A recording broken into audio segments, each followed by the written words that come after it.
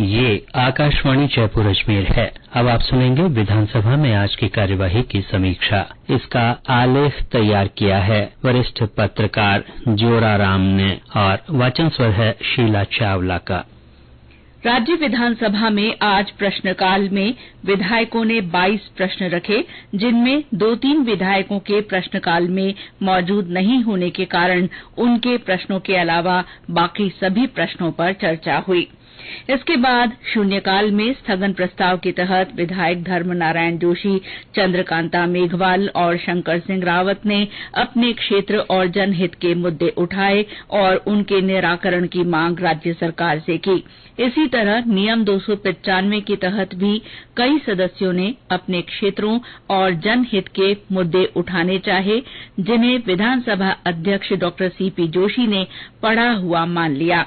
इनमें विधायक निर्मल कुमावत, पुखराज गर्ग, कन्हैया लाल, कालूराम, कल्पना देवी, राजकुमार, राम नारायण मीणा, सुरेश मोदी, संतोष, राम प्रताप कासनिया, गोपी चंद मीणा, शोभा चौहान और मदन दिलावर शामिल थे। सदन में आज पंचायती राज विभाग और ग्रामीण विकास विभाग की अनुदान मांगों पर चर्चा हुई। अनुदान मांगों पर बहस में भाग लेते हुए सदस्यों ने पंचायतों और ग्राम पंचायतों में रह रहे लोगों को मजबूत करने और उनकी मूलभूत सुविधा के लिए बेहतर कदम उठाने की मांग की। इस दौरान सदस्यों ने अपने विधानसभा क्षेत्र की समस्याएं उठाते हुए उनका निपटारा करने की भी मांग की और कहा कि ग्राम पंचायतों को मजबूत करने का काम होना चाहिए।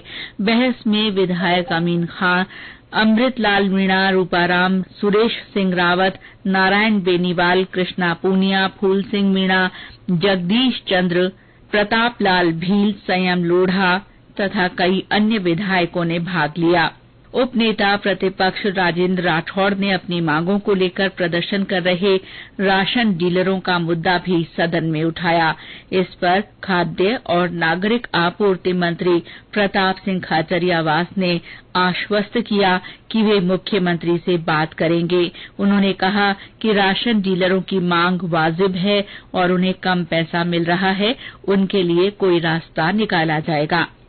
इससे पहले शून्यकाल में उपनेता प्रतिपक्ष राजेंद्र राठौड़ द्वारा राजस्थानी भाषा को राज्य की राजभाषा बनाने और तृतीय भाषा के रूप में माध्यमिक शिक्षा बोर्ड में जोड़ने के संबंध में ध्यानाकर्षण प्रस्ताव लाया गया।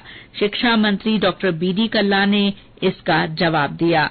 डॉ कल्ला ने कहा कि राजस्थानी भाषा को राजस्थान की द्वितीय राजभाषा घोषित करने के संबंध में भाषा राज्य मंत्री ने एक समिति के गठन का अनुमोदन किया है। उन्होंने बताया कि ये समिति छत्तीसगढ़ और झारखंड के मॉडल का अध्ययन कर वहां की तर्ज पर राजस्थानी भाषा को मान्यता देने के संबंध में रिपोर्ट पेश करेगी। उन्होंने कहा कि वर्तमान में माध्यमिक शिक्षा बोर्ड के अंतर्गत पाठ्यक्रम में राजस्थानी भाषा साहित्यिक विषय के रूप में शामिल है। उन्होंने कहा कि सक्षम स्तर से अनुमोदन के बाद इसे तृतीय भाषा के रूप में शामिल किया जाना संभव होगा। शिक्षा मंत्री ने कहा कि राज्य सरकार के ध्यान में आया है कि विभिन्न राज्यों में अलग अलग भाषाओं को राजभाषा बनाया गया है। डॉ कल्ला ने कहा कि इस संबंध में पक्ष विपक्ष के सदस्यों को एकजुट होकर प्रधानमंत्री से मिलकर आग्रह करना चाहिए।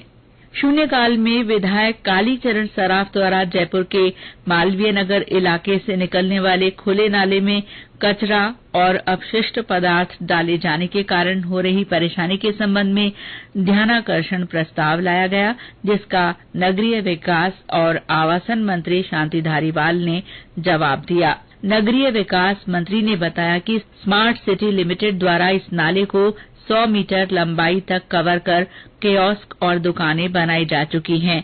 भविष्य में वित्तीय संसाधनों की उपलब्धता के आधार पर अन्य कार्य करवाए जाएंगे। कला और संस्कृति मंत्री डॉ बीडी कल्ला ने बताया कि राज्य में नए पैनोरमा बनाए जा रहे हैं। डॉ कल्ला ने प्रश्नकाल में इस संबंध में सदस्यों द्वारा पूछे गए पूरक प्रश्नों का जवाब देते हुए बताया कि वर्तमान सरकार द्वारा पैनोरमा के रखरखाव और संधारण के लिए बजट का प्रावधान किया गया है।